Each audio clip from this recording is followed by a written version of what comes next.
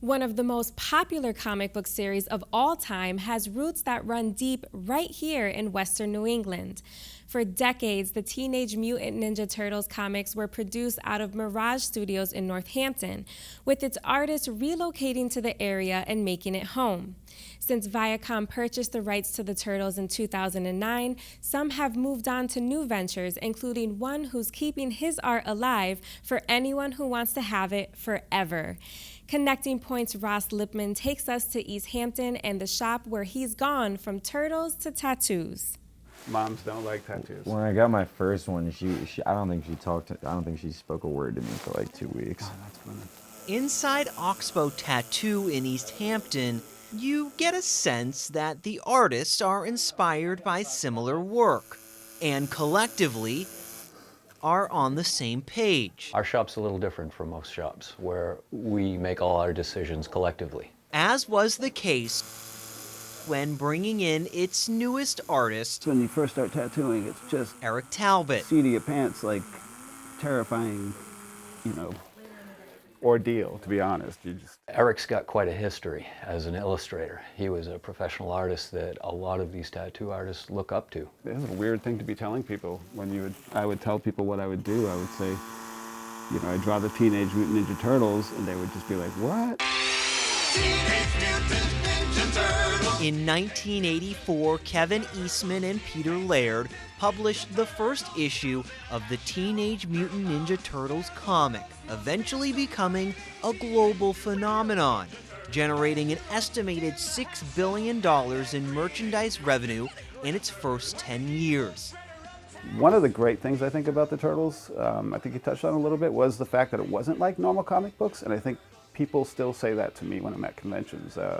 You could see the work. It maybe wasn't as polished as some of the mainstream comics, but it had that charm that it was like a do-it-yourself kind of DIY thing where we were just kind of learning as we were going. Do you have anything tomorrow at 3? Now Talbot, who no longer works on the Turtles comics, is trying his hand at a new canvas. Tattooing's always kind of been there as something I've thought about doing. I've had offers from different people. I think my art relates. I mean, I draw a lot of skulls, I draw a lot of creatures, I draw a lot of stuff that kind of relates to tattoos. It's kind of like an electrician deciding to be a plumber. You're in the trades, but it's not the same job. Talbot's artwork has a cult-like following, and now that he's in the tattoo world, some of his fans are trying to procure his art in a much more permanent way. Matt Miller is here getting one of Talbot's signature Reaper tattoos. Is this your first tattoo that you've gotten done by Eric? This would be my third. Your third? I usually just like to go in to artists, I check out their stuff, and if I really like it, I just tell them to do their thing. And that way I think I'm like getting a better product out of it. Tattooing is also physically demanding. But the more tattoos you do, the more comfortable you get with what to expect. And for Talbot, So, whose it's 30 always years working on the Turtles is not just a reflection of his experience, but also his age, makes his switch to the tattoo world all the more unique. This is the first story like this I've ever heard of. I've heard of other people transitioning into tattooing from the trades at a later age, but as far as this is the first story of its kind that I'm aware of. And then I told like a million people that I was getting tattooed by the Ninja Turtle guy.